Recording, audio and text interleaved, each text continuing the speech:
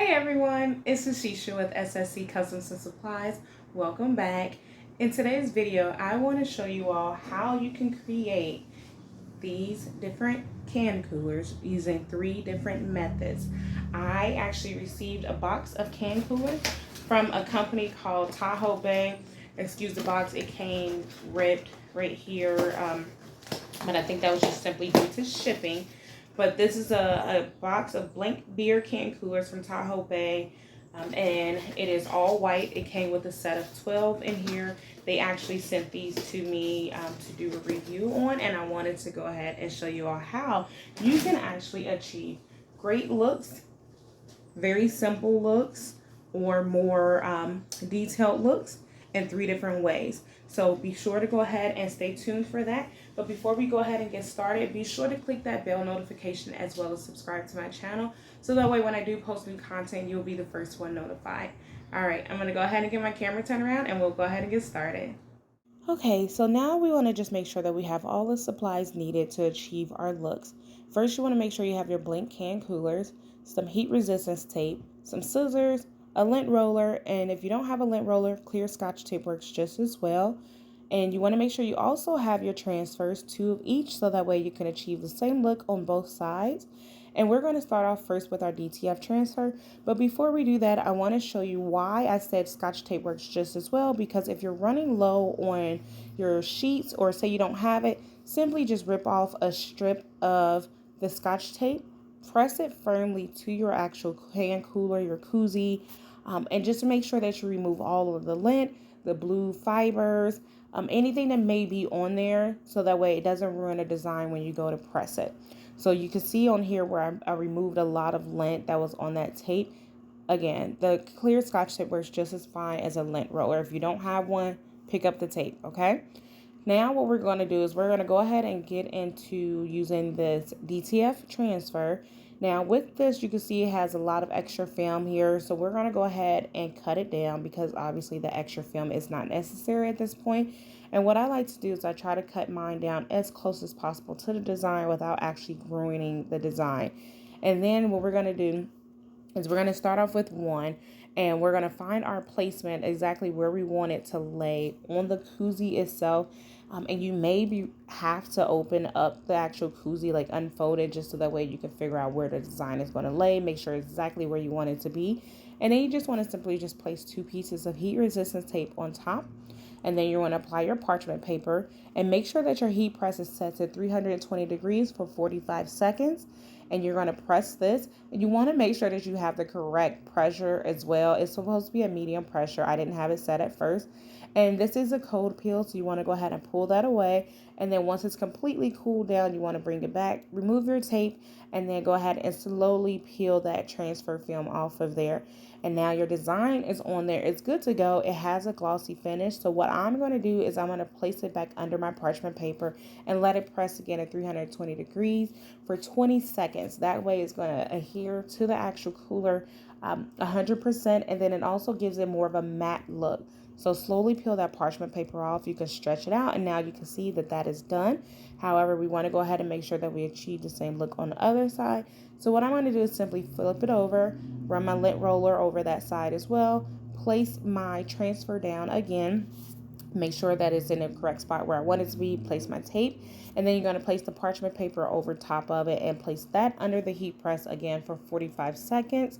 Once that is done, same rules apply. We're going to simply remove it off of the heat press, let it sit out for a few seconds so it can cool down, and then we're going to bring it back to peel it. Slowly remove that transfer film. I usually do mine in a diagonal angle so that way it doesn't rip it or anything like that. And then again, if you like that glossy finish, you can leave it like that if you want. I prefer the matte, so I'm going to place it back under my heat press again for 20 more seconds.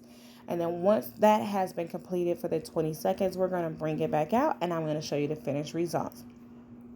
All right, so now slowly peel this. Remember to slowly peel that parchment paper because while it is still hot, that design can be ruined.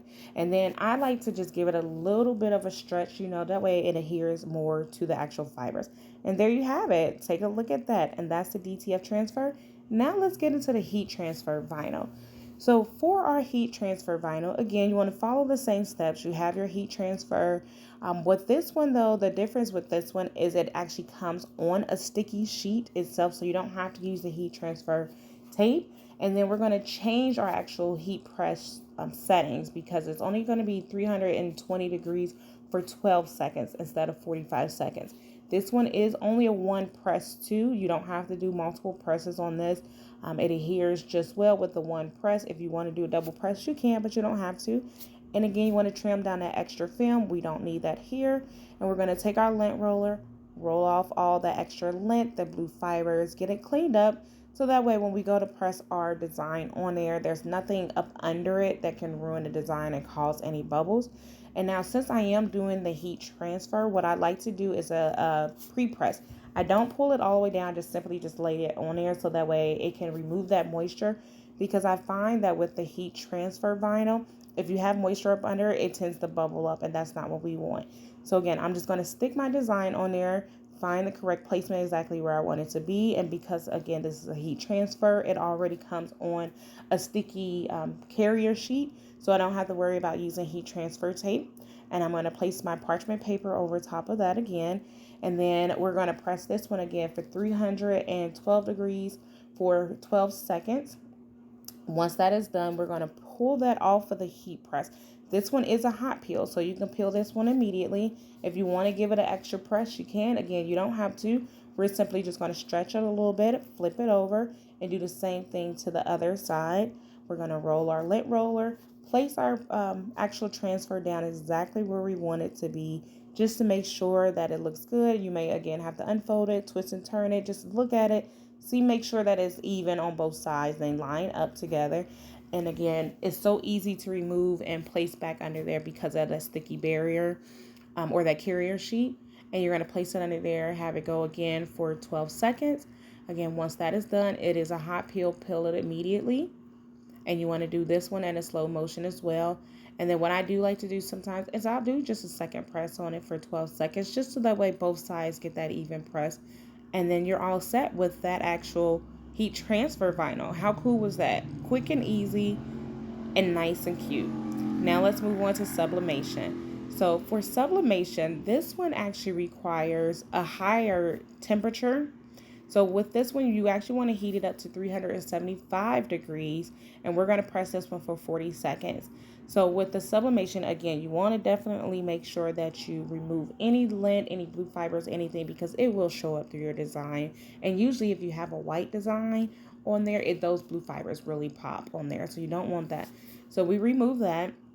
And then what we're going to do is we're going to actually go ahead while the heat press is heating up. I'm going to go ahead and do my pre-press. Again, I don't let it clamp down. I just simply just let it just fall, and then that's it. And then what I'm going to do is place my design directly in the middle, or my koozie directly in the middle of my design, and tape the bottom end down and then the very top of it down to it as well.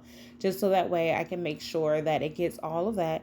And then what you want to make sure is, you see how I taped my koozie on top of the paper, you want to make sure that you flip it. The design has to be on top whenever you're doing sublimating. You don't want to ever have it on the bottom. So flip it over. The koozie is going to go on the bottom. Design goes on the top. Your parchment paper is going to go on top of that. And once our press is set, which it is now, we're going to go ahead and place it under the heat press at 375 degrees for 40 seconds. And this is going to be at light pressure at like a PSI 5. And then once that is done, we're going to simply just pull that off. It may be hot, or it is going to be hot, and you just simply just pull it off, and there you have it. One side is done. So now we're going to go ahead and move on to the second side. So we're going to go ahead and remove that sheet off of there. And because I have that marking on there, because some of that ink transferred onto my actual parchment paper, I'm going to try to place the actual koozie in the same exact spot there, so that way there's no extra bleeding or overlap of a design. So again, you want to follow the same steps as before. You simply want to just place your design or your koozie inside of the design where you have a little bit of a border around it. So that's why I sized mine the way I did. And sizing is going to be listed down in the description for everyone to see. And then what you want to do is you want to always remember, flip that over. The design has to be on top. The koozie is on the bottom. Place your parchment paper on top when you're ready to go, and then slide it under there at 375 degrees for 40 seconds. Once that is completed, you want to go ahead and remove it off of the heat press, and then you're going to remove it from the paper itself. And this one you don't have to do in a slow motion. A lot of people like to wait for this to cool. I don't. I just simply just take mine off, and there you have it, a fully sublimated can koozie, top to bottom, around the sides and everything, and it's all done. And there you have it. How beautiful is that? Comment below and let us know which one is your favorite. All right, so I hope you all were able to learn something great from this video. Again, this is one can cooler brand, which is from Tahoe Bay. It is their blank foam can coolers, but we use 3 different methods in order to achieve these different looks. We first use, again, DTF Transfer, which is direct to film transfer. Then we also use HTV, which is a heat transfer vinyl on here, and then we did a full sublimation print. So you all comment below and let me know which one is your favorite. Is it A, the DTF transfer, B, the HTV, or C, the sublimation? And be sure to just make that post down below so that way we can see in the comments which one you prefer, which method you thought was the easiest. And then be sure to come back as well to check out more from our summer series. We have more exciting things coming up that we want to show you all, that we all have been working so hard for, me and my girls. So we want to definitely have you all tune in for that. So I thank you so much for watching this video. Again, hopefully you learned something new. And if you haven't already, be sure to hit that subscribe button as well as that bell notification so that way when I do post new content, again, you'll be the first person notified. All right. Thank y'all so much for tuning in. Peace out. Happy summer.